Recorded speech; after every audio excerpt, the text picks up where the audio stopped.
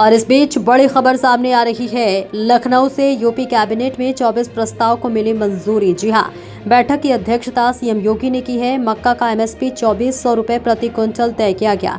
15 जून से 31 जुलाई तक मक्का खरीद अवधि रहेगी। कई जिलों में मक्का खरीद की व्यवस्था लागू होगी। बंदियों की मृत्यु पर मुआवजे की नई नीति बनी। जेलबंदी मृत्यु एवं मुआवजा भुगतान नीति को मंजूरी मिली। इसके साथ ही 18 शहरों में जीसीसी मॉडल पर इलेक्ट्रिक बसें चलेंगी। एसी इलेक्ट्रिक बसों का संचालन कई बड़े शहरों में होगा। सरकारी वकीलों के मानदेय और भत्ते बढ़ाए गए हैं। इसके साथ ही मोहनलालगंज में रजिस्ट्री दफ्तर के लिए जमीन मंजूर।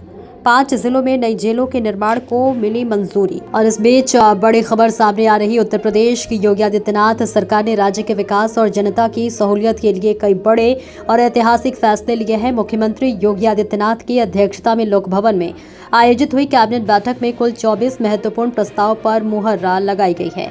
इस बैठक में किसानों, परिवहन व्यवस्था, न्याय क्षेत्र और जेल प्रशासन से जुड़े कई अहम प्रस्ताव को मंजूरी दी गई है। कैबिनेट बैठक में किसानों के हित में बड़ा कदम उठाते हुए मक्का का न्यूनतम समर्थन मूल्य 2400 रुपए प्रति क्विंटल तय कर दिया गया है। राज्य सरकार ने मक्का खरीद की अवधि भी निर्धारित कर दी है, जिसके तहत 15 जून से 31 जुलाई 2026 तक मक्के की सरकारी खरीद की जाएगी। प्रदेश के कई प्रमुख जिलों में मक्का खरीद की पुख्ता व्यवस्था लागू की जाएगी ताकि किसानों को उनकी फसल का सही दाम मिल सके।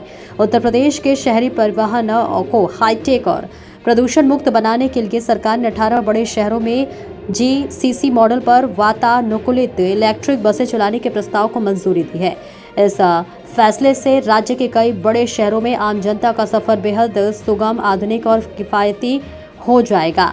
कैबिनेट ने राज्य की कानून और जेल व्यवस्था को सुदृढ़ करने के लिए 5 जिलों में नई जेलों के निर्माण को हरी झंडी दिखाई है। इसके तहत भदोही, मुरादाबाद, औरैया, ललितपुर और कानपुर नगर में नई अत्याधुनिक जेलों का निर्माण कराया जाएगा। इसके साथ ही जेल प्रशासन से जुड़ा एक और संवेदनशील फैसला लेते हुए जेलबंदी मृत्यु एवं मुआवजा भुगतान नीति को मंजूरी दी गई है। इसके तहत जेल में बंदियों की मृत्यु होने पर मुआवजे की एक नई और पारदर्शी नीति लागू होगी। न्यायिक व्यवस्था से जुड़े सरकारी वकीलों को प्रोत्साहित करने के लिए योगी कैबिनेट ने उनके मानदेय और भत्तों में बढ़ोतरी के प्रस्ताव को पास कर दिया है। इसके अलावा राजधानी लखनऊ के मोहनलालगंज इलाके में नए सब रजिस्ट्रार दफ्तर के निर्माण के लिए जमीन हस्तांतरण के प्रस्ताव को भी मंजूरी दी गई है।